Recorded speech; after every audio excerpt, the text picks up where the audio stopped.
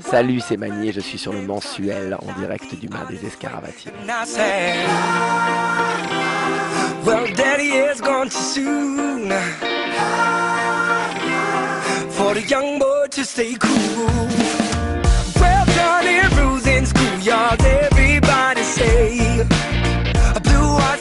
Mani, c'est la rencontre de Antoine Le Guern, qui est un clavier et un producteur, qui vient de la house, électro, French touch, et de moi-même, Mani Hoffman. On s'est rencontrés il y a 4 ans. 4-5 ans, et il avait un groupe plutôt funk à l'époque. On avait fait une collaboration sur un label qui s'appelait Kiff Record, et donc on avait vraiment sympathisé, on avait vraiment accroché humainement. Il m'a dit écoute, j'ai un groupe, on n'a pas de chanteur en ce moment, je sais que toi tu as envie de revenir un peu aux fondamentaux, viens, passe au studio de répète et viens faire une répète avec nous. Et puis j'ai accroché avec tous les membres du groupe, et donc on a formé ce groupe le jour, on a fait la répète, en fin de répète on a formé le groupe et on s'est mis à composer. Superman Lover, à la base c'est une personne, c'est Guillaume Atlan. Et il m'a appelé un soir, on avait déjà fait une collaboration sur un titre. Il me dit Mani, j'ai un titre, j'ai un super sample, viens à la maison et qu'est-ce que tu ferais sur ce titre quoi. C'était en plein mois d'août et il n'y avait personne à Paris, c'était désert. Et donc on a écrit Starlight ensemble. Et si tu veux, sur l'album Superman Lover, j'ai fait 3 titres, mais l'album il est en grande partie complètement instrumental. Et moi j'avais envie de faire un projet peut-être qui me permette de m'exprimer sur différents tempos. Et c'est vrai qu'un album juste d'électro ou de house sur du poum poum, c'est pas non plus ce qu'il y a de plus naturel pour un chanteur pour s'exprimer. Donc j'ai fait la tournée avec Superman Lover pendant 1 an et demi. On a fait des super dates, on a été en Australie, on a été partout en Europe.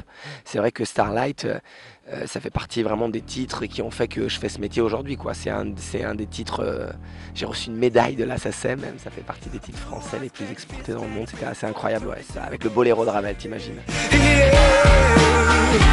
Ça se fait assez naturellement en fait, je me suis pas dit tiens est venu le moment pour moi de faire l'album.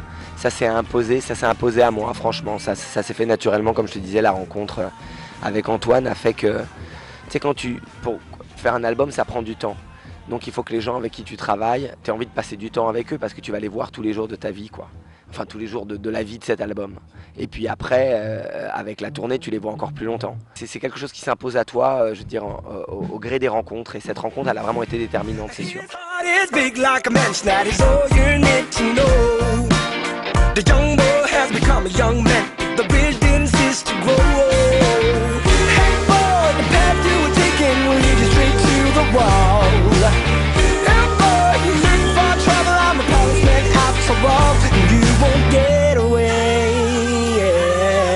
C'est des gens, la soul 70s ou le rock 70s. Alors ça peut être Marvin Gaye, ça peut être Stevie Wonder, ça peut être les Doors, les Stones.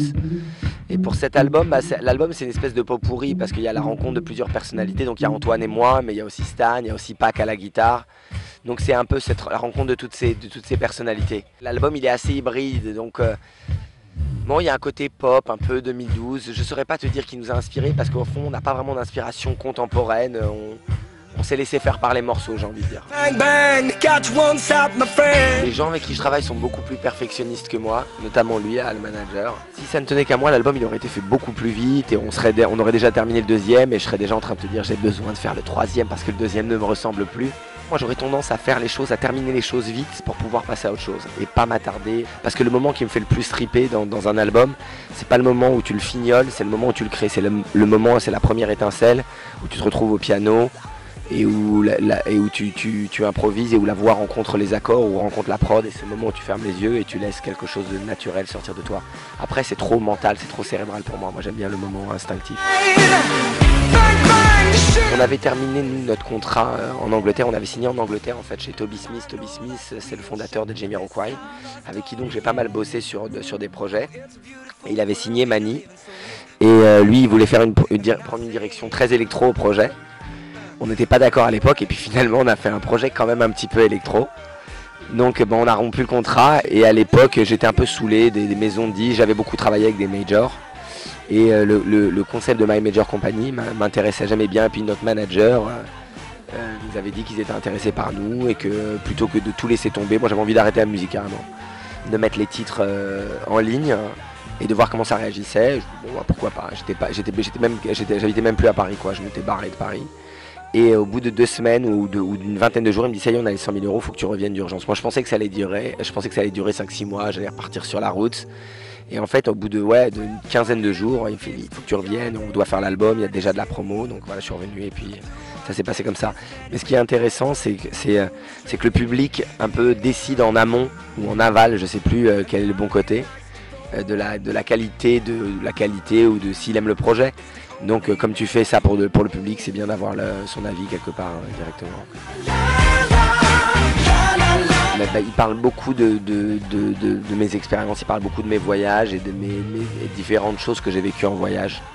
En fait, j'ai beaucoup voyagé, pendant 4 ans en Asie, sac à dos, donc vraiment un vrai trip à la route, un peu psychédélique, sur la route de mes héros 70s, tu vois, un peu Jack Kerouac. J'étais très branché psychédélisme à l'époque, autour de 20 ans, et donc de 20 ans à 24 ans, 25 ans, j'étais sur la route en Inde, en Malaisie, Indonésie, et donc voilà, c'est l'histoire de ce voyage. Le reste, c'est plus des grooveries, c'est-à-dire c'est plus des mélodies, et des textes qui se sont greffés sur les mélodies plutôt que des mélodies qui se sont greffées sur des textes. C'est-à-dire qu'il y a des moments où c'est la mélodie qui importait, les textes étaient moins importants, et plus une moitié de l'album où le texte est vraiment important et a beaucoup de sens pour moi.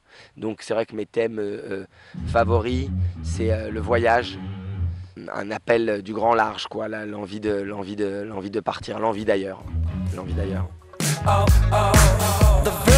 Il y a quelque chose de plus détendu, et puis c'est vrai que là le cadre ici est assez phénoménal. C'est vraiment vraiment beau, et puis partager la scène avec Jacques Daoud aussi, c'est très très cool. On se connaît tous par copains interposés. Donc moi je suis un bon pote de Juan Rosoff qui est un très très bon ami de Jacques Daoud, et puis j'avais un clavier qui était avec Jacques Daoud, mon batteur connaît des trucs, donc moi c'est des potes, on se connaît tous. Donc ouais, c'est cool, et puis c'est funky, c'est une école, et c'est un son que j'aime beaucoup. Donc en fait j'ai de la chance parce qu'en fin de compte, quand on a fait la BO, c'était sur RTT là, avec Cadmerade et Mélanie Doutet.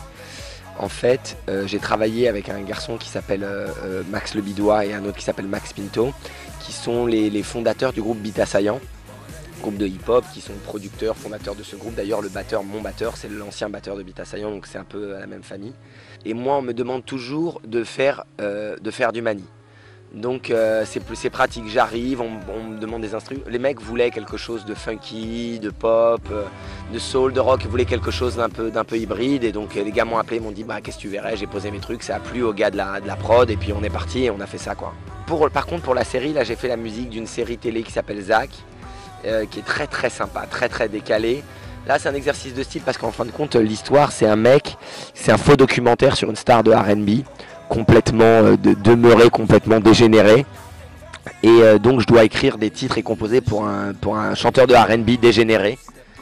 Il y a un petit pléonasme dans cette phrase. Ça c'était un vrai exercice, de style, parce que c'est pas mon truc, même si en tant que musicien ça reste de la musique, tu vois, ça reste de la musique, donc mais bon, c'est marrant parce qu'en plus tous les trucs sont très décalés, même au niveau de l'écriture on a écrit des trucs décalés, tu pars c'est de l'imitation plus là. Retrouvez-moi le 16 novembre à Nice. Venez nombreux, merci.